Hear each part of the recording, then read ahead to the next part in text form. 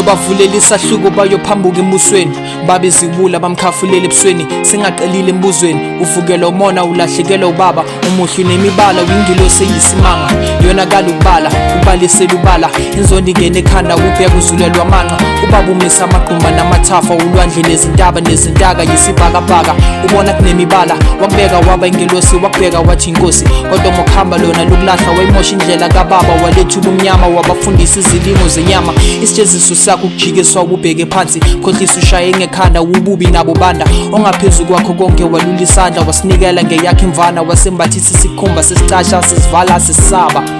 Yayikhona naye ubaba, yayikhona nje igama, yayikhona yikubaba. Bayibona impela ihamba yezizweni ngomunye umnyaka, bayikhomba bathi naya inkosi.